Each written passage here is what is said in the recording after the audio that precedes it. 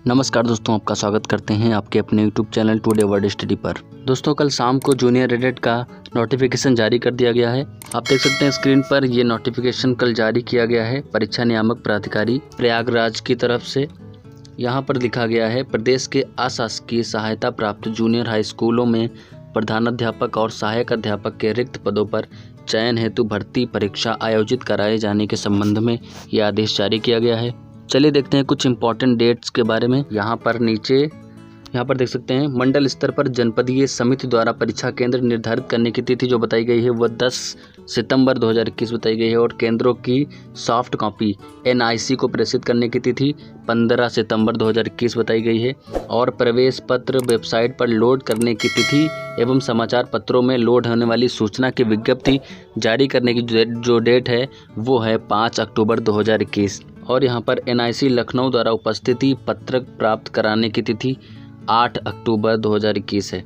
अभ्यर्थियों के स्कैन किए हुए फोटो युक्त उपस्थिति पत्रक केंद्र व्यवस्थापक को प्राप्त करने की तिथि 12 अक्टूबर 2021 यहाँ पर लिखी हुई है। आगे कुछ डेट्स हैं, यहाँ पर है डबल लॉक में रखने हेतु प्रश्न पत्र एवं OMR सीट जनपद मुख्यालय पर भेजने की तिथि जो है वो 13 अक्टूबर 2021 है। पर यह परीक्षा की तिथि यहाँ पर जो 17 अक्टूबर रखी गई है। सहायक अध्यापक एवं प्रधानाध्यापक प्रथम प्रश्न पत्र की जो परीक्षा है वो 10 बजे से 12:30 बजे तक है सुबह और प्रधानाध्यापक पद हेतु जो द्वितीय प्रश्न पत्र है उसकी परीक्षा 2 बजे से 3 बजे तक रखी गई है। आगे बात करते हैं दोस्तों, परीक्षा समाप्ति के उपरांत उत्तर पुस्तिकाओं OMR सीट के सील्ड बंडल सचिव परीक्षा नियामक प्राधिकारी के कार्यालय में प्राप्त करने की जो अंतिम तिथि है वो 19 अक्टूबर 2021 तक ये प्राप्त हो जानी चाहिए परीक्षा नियामक प्राधिकारी को। लिखित परीक्षा के उपरांत उत्तरमाला को वेबसाइट पर जारी करने के संबंध में यहाँ पर जो तिथि बताई गई है वो है 21 अक्टूबर।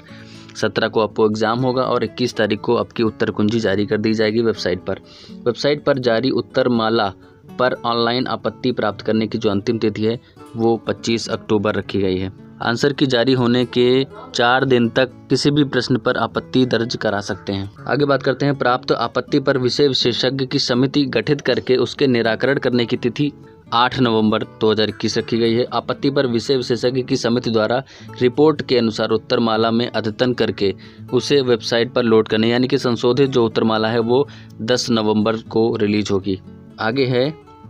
विषय विशेषज्ञ की रिपोर्ट को सम्मिलित करते हुए संशोधित उत्तरमाला के अनुसार मूल्यांकन करा के परीक्षाफल जो घोषित करने की तिथि है वो 12 नवंबर यहाँ पर लिखा गया है। 12 नवंबर को आपका रिजल्ट जो है वो जूनियर एडेड का जारी कर दिया जाएगा। तो यहाँ पर जो मेन डेट निकल के आती हैं वो है कि 17 अक्टूबर को आपका एग्ज़ाम होगा और 21 अक्टूबर को आपकी उत्तर कुंजी आ जाएगी और 25 तक आप आपत्तियाँ दर्ज करा सकते हैं। उसके बाद में 12 नवंबर को आपका रिज़ल्ट आ जाएगा। दोस्तों, अब बात करते हैं जूनियर एडेड के सिलेबस के बारे में। दोस्तों, इन दोनों डॉक्यूमेंट की PDF आपको डिस्क्रिप्शन में मिल जाएगी। वहाँ पर लिंक दिए हुए हैं 2, एक इस नोटिफिकेशन का लिंक है और एक सिलेबस का लिंक है। जैसे ही आप लिंक पर क्लिक करेंगे आप ड्राइव पर पहुंच जाएंगे और वहां से आसानी से PDF को डाउनलोड कर सकते हैं। दोस्तों, हम आ गए हैं जूनियर एडेड के सिलेबस पर। यहाँ पर जो सबसे पहले दिया हुआ है सामान्य ज्ञान, समसामयिकी घटनाएं, तार्किक ज्ञान खंड का। इसमें आपको राष्ट्रीय अंतर्राष्ट्रीय महत्व की जो करंट अफेयर है वो देखना है, भारत का इतिहास देखना है, राष्ट्रीय आंदोलन देखने हैं, भारत का भूगोल देखना है, भारतीय राजनीति एवं शासन संविधान, राजनीतिक व्यवस्था, पंचायती राज, लोक नीति, आधिकारिक प्रकरण आदि, आर्थिक और सामाजिक विकास, सतत विकास देखना है, गरीबी, अंतर्विष्ट जनसांख्यिकी, सामाजिक क्षेत्र के इनिशिएटिव आदि।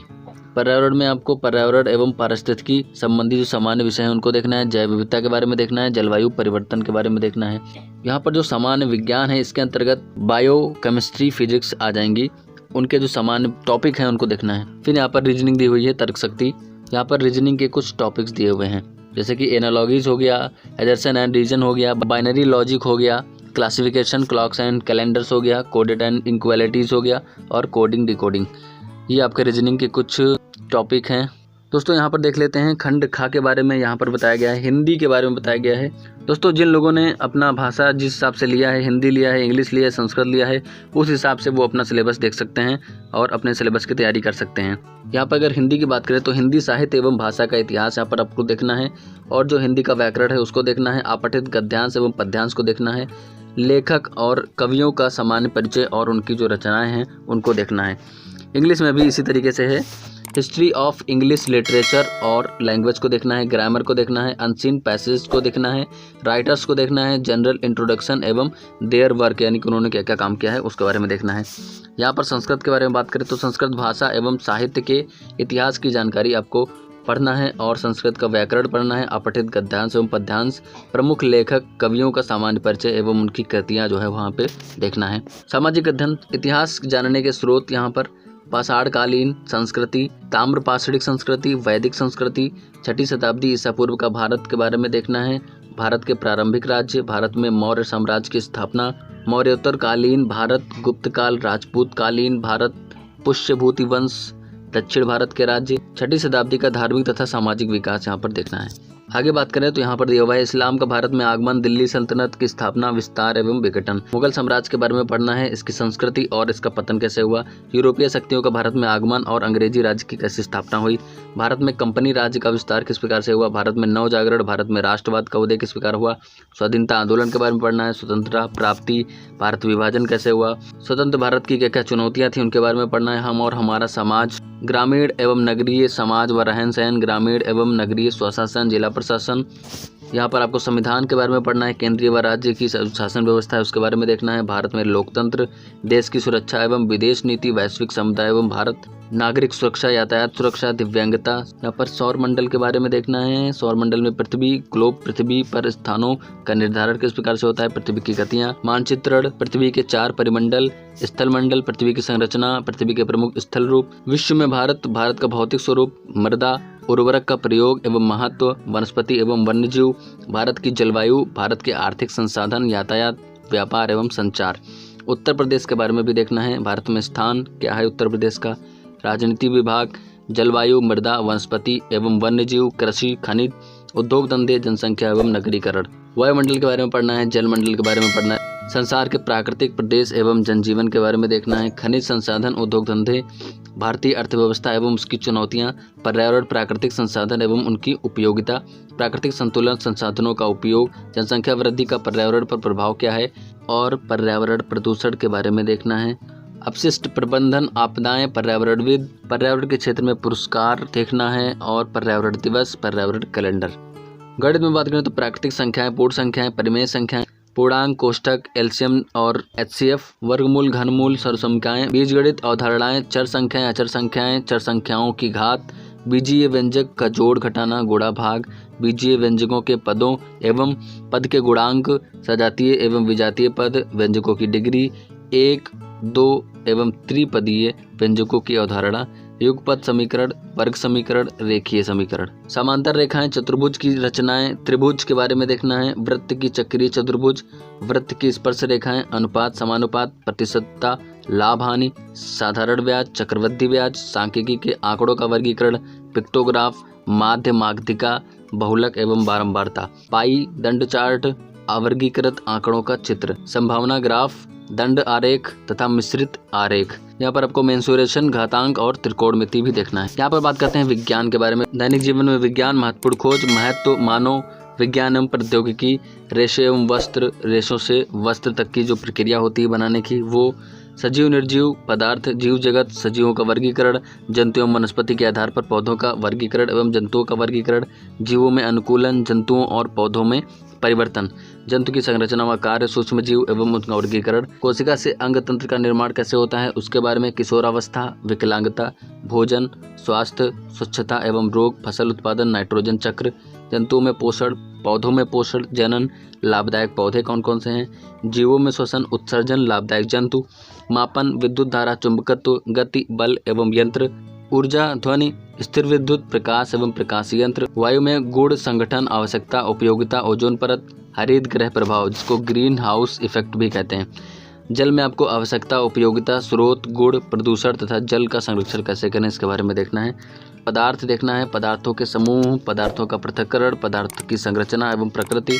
अम्ल, क्षार, लवण, ऊष्मा एवं ताप, मानव निर्मित वस्तुएं, प्लास्टिक, कांच, साबुन, मृतिका यानी कि मिट्टी, खनिज एवं धातु, कार्बन एवं उसके यौगिक, ऊर्जा के वैकल्पिक स्रोत। यहाँ पर आपको आवर्त सारणी को भी देखना है, रक्त की संरचना, वर्ग एवं रक्त के आदान प्रदान में जो सावधानियां होती हैं उनको भी देखना है। यहाँ पर शैक्षिक प्रबंध एवं प्रशासन में देखना है, ये केवल प्रधानाध्यापक को ही देना है, यानी कि जो सहायक अध्यापक हैं उनको इससे कोई मतलब नहीं है। ये केवल प्रधानाध्यापक के लिए ही शैक्षिक प्रबंध एवं प्रशासन दिया हुआ है, यहाँ पर लिखा हुआ है। विद्यालय प्रबंध का अर्थ क्या है? आवश्यकता, महत्व, विद्यालय प्रबंध के क्षेत्र, भौतिक संसाधनों का प्रबंध जैसे कि विद्यालय भवन, फर्नीचर, शैक्षिक उपकरण, साज सज्जा, पेयजल और शौचालय। मानवीय संसाधन का प्रबंध जैसे कि शिक्षक, बच्चे, समुदाय, ग्राम शिक्षा समिति, विद्यालय प्रबंधन समिति का गठन करना और शिक्षक अभिभावक संघ, मातृ शिक्षक संघ और महिला प्रेरक दल का स्थापना करना। आगे है वित्तीय प्रबंधन, यानी कि वित्तीय प्रबंधन कैसे करते हैं उसके बारे में पढ़ना है। विद्यालय का अनुदान, TLM, ग्रांट, विद्यालय को समुदाय से प्राप्त धन, विद्यालय की संपत्ति से अर्जित धन, ग्राम पंचायत निधि से जो धन प्राप्त होता है, जनप्रतिनिधियों से जो अनुदान प्राप्त होता है, उनके बारे में जानकारी होनी चाहिए। और शैक्षिक प्रबंध के बारे में जैसे कि कक्षा कक्ष का प्रबंधन किस प्रकार करना है, शिक्षण अधिगम सामग्री प्रबंधन, लर्निंग कॉर्नर एवं पुस्तकालय प्रबंधन, समय प्रबंधन यानी कि समय सारणी का निर्माण करना, स्कूल की समय सारणी का निर्माण करना, विद्यालय के प्रबंधन में जो विभिन्न अभिकर्मी होते हैं उनकी क्या क्या भूमिका होती है, प्रारंभिक शिक्षा के विकास में संलग्न विभिन्न अभिकरण एवं उनकी भूमिका, राष्ट्रीय, राज्य, जिला, स्थानीय स्तर पर कार्य करने वाले जो अभिकरण होते हैं उनके बारे में जानकारी, प्राथमिक शिक्षा का जो आधारभूत ढांचा है उसके बारे में जानकारी होनी चाहिए और आपदा प्रबंधन के बारे में आपको जानकारी होनी चाहिए। तो यह था पूरा सिलेबस जूनियर एडेड शिक्षक भर्ती का। मैं फिर बता रहा हूँ, यहाँ पर जो शैक्षिक प्रबंधन एवं प्रशासन है ये केवल प्रधानाध्यापक के लिए ही है, सहायक अध्यापक के लिए ये शैक्षिक प्रबंधन नहीं है। सिलेबस से जुड़े हुए विभिन्न टॉपिक पर वीडियोस हम अपने चैनल पर लाएंगे, इसलिए हमारे चैनल को सब्सक्राइब कर लीजिए और शिक्षा विभाग की किसी भी जानकारी को पाने के लिए जुड़ जाइए हमारे चैनल से, today word study YouTube channel से। मिलते हैं एक नई वीडियो के साथ में, तब तक के लिए नमस्कार।